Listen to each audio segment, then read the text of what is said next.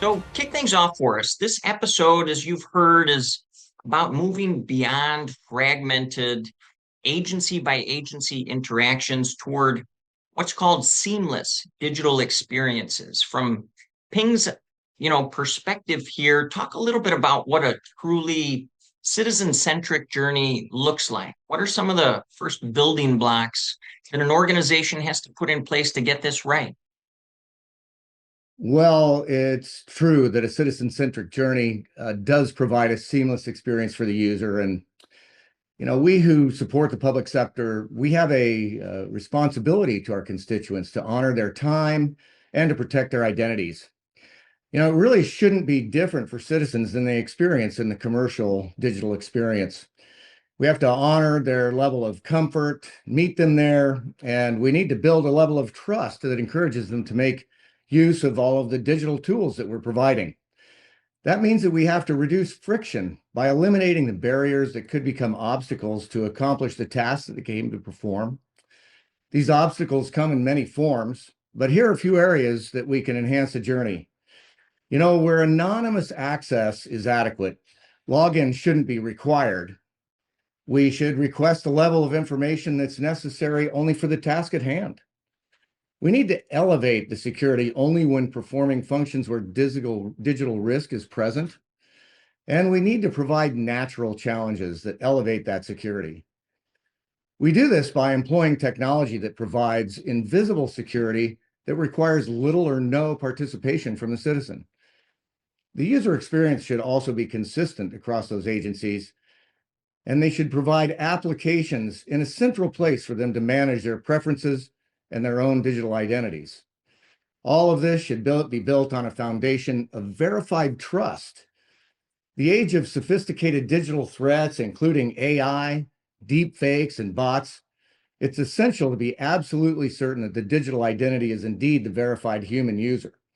And this has to be managed continuously throughout the interaction. I would say the first related building blocks that governments should introduce include a centralized identity directory that gives a single pane of glass for citizens to manage their digital identities and agencies to manage the access that's allowed. This might be a migration of the master user record or simply a central consolidation from agency records. Citizen access orchestration tools are essential to allow the flexible and secure deployment of the citizen journey. This allows for real-time adaptation based on use cases, application, risk, and user behaviors. That's how you present the best possible experience, George, including progressive profiling to allow the user to share the necessary information when it's material only to the task at hand. Risk and fraud capabilities that inform the orchestrated citizen journey to ensure that friction is low, but security remains uncompromised, wraps it up. And then you have identity verification that supports verified trust. That validates the digital identity that is the human user. And that's necessary when high assurance is a must. Follow up, Ames, and I'm going to reference that phrase that you used around reducing friction. A lot of those citizens have to work with X, Y, or Z department. And I've heard identity used as sort of the glue when they do so. Talk about that nexus, reducing friction, but also identity is the glue for a lot of these state, local education organizations. Identity is the common thread throughout all of the citizen services. So it's not as much of a glue as it is a platform. Each of these service management platforms, it's designed to track events and processes. These events and processes are related to a common identity, regardless of the agency mission. Therefore, they should rely on the central source of truth that I mentioned above. This can be accomplished by integrating identity in the following ways: consolidate directory, pre-registration of the identity available for automation or in-person validation. Got to have mature API security so services can gain scoped. That means access that's only appropriate for the authorization that's necessary at the time.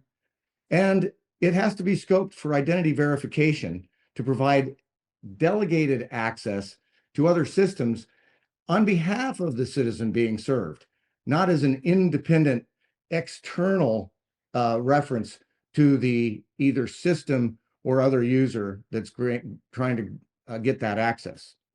You also need a broad set of modern and accessible options for validation. Some are familiar MFA options. Others, they're emerging capabilities like zero trust biometrics, which I think we can talk about sometime. That'd be great. MFA, you mentioned multi-factor authentication. There's also fraud prevention. We can get to biometrics as well, but I want to talk a bit, Ames, about balance. Like anything, it comes down to balance. And in your field, you have to balance speed, making things move fast for these people who, in many cases, are often under duress, but organizations don't want to compromise security in order to move fast. Could you talk about how they might strike that right balance there, sir? Absolutely. And balance has been the necessary topic for digital access for a long time. We found that when you apply friction that's excessive, that's a problem in the workplace. But you can't do it when when you're dealing with the citizen population any more than you could in the commercial sector. So what's important now is to implement strong contextual security and apply the right level of friction based on the situation and the risk. As I mentioned earlier, for example, you should provide anonymous access to resources that are available from an agency to a broad set of constituents where their identity doesn't matter.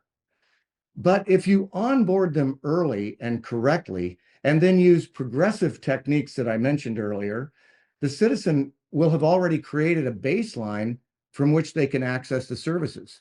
As they approve the assurance level, perhaps all the way to verified trust, it is likely that they'll already have created a digital presence that doesn't require any friction at all.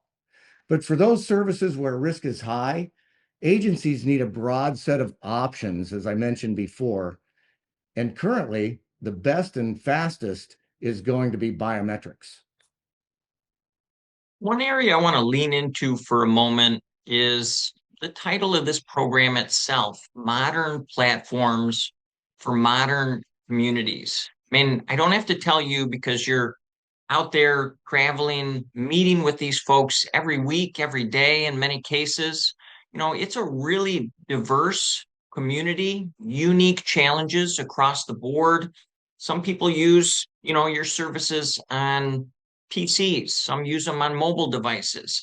There's a variety of language needs. Broadband across the country is not uniform, so some folks might, need to leverage different types of connectivity issues, or they may even have intermittent connectivity. Some residents don't even have traditional documentation. How do you design a modern platform for a modern community when you have that just sort of really challenging uphill landscape? Center for Digital Equity studied this, and they came up with three areas that are intersecting: inherent factors, situational factors, and pathologic factors. Inherent factors are individual, like age or gender, health status, disability, resilience, like maybe someone doesn't have an email address, the things you mentioned, George. Also, a lack of understanding of just digital context. Situation or contextual factors are personal or social or economic factors. They may not have a smartphone. They may not be able to afford one. And then there's just pathological or interpersonal factors, certain biases, prejudices. For example, some people may not trust the system, or they may be self-conscious or shy, and that makes face-to-face encounters really uncomfortable for them. So we have to have digital identity systems that adapt to this group, as you mentioned. And it's critically important because it's become so prolific that you almost can't do interaction with government services without it. And we're finding this is really difficult for those that we leave behind. As you said, there are citizens who need services And those services are designed specifically for people with these challenges. So we have to work in ways to do that. But the solution lies in, as you said, modern technologies for situations that are not modern, right? This is where orchestration comes in, a tailored journey, like I mentioned earlier. Technology that provides an ability to present an agile journey customized based on the needs of the individual.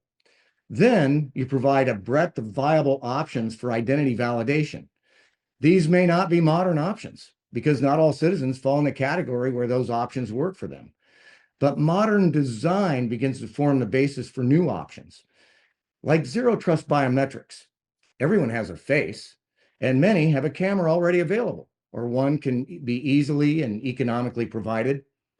Biometrics have been suspect because of privacy. So when you get back to that pathologic user that doesn't trust the system, we have to assure them that they can trust the system.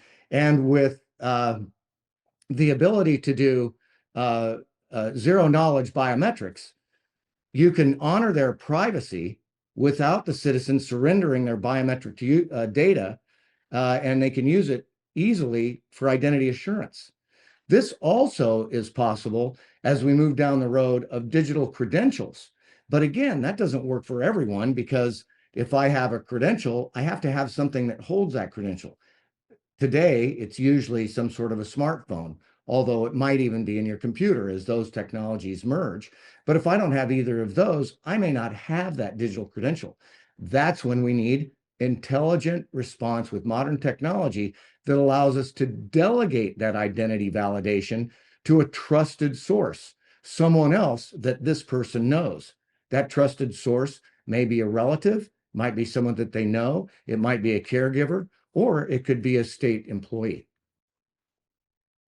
You almost anticipated where I was hoping to close, Ames, and that's with scaling. Now possibly more than ever, if I'm in the C-suite at a Department of Information Technology or an office of the Chief Information Officer, I want to turn back around to my leadership and be able to display ROI, a return on investment. And one big way organizations can do that is by demonstrating the scale of these solutions. You mentioned turning over to other people that identity aspect, but how can organizations themselves scale in a way that make these efforts replicable across a broad constituency? Yes, it does seem like it's daunting, but your assumption is accurate. Identity needs to be centralized because, after all, we're serving the same person, not individual identities. So having siloed or individual identities across the state agencies doesn't make sense to the human being. We all know that because you're a citizen, I'm a citizen. We don't like it when the person asks us the same question. It gets back to what we said earlier about providing that uniform service. If I transfer service from person A to person B, I don't want to have to retell my story. So we really do need to focus on this. And the first thing is to recognize that digital identity management, it's a program. It's not a project. So we have to start small by starting somewhere. The first modernization products need to start with the anticipation that they're going to proliferate. Now, agencies are going to have to cooperate, but with the right system, that cooperation doesn't have to mean monumental change. Standards like federation and data synchronization technologies with translation can bring them all together. But it's going to require leadership, as you said, and the C-suite needs to get involved. The commercial world has even started in the C-suite with the new Chief Digital Identity Officer. You can read more about the governance, integration patterns, and success metrics that help agencies scale without creating new silos on today's show page at stategovtoday.com.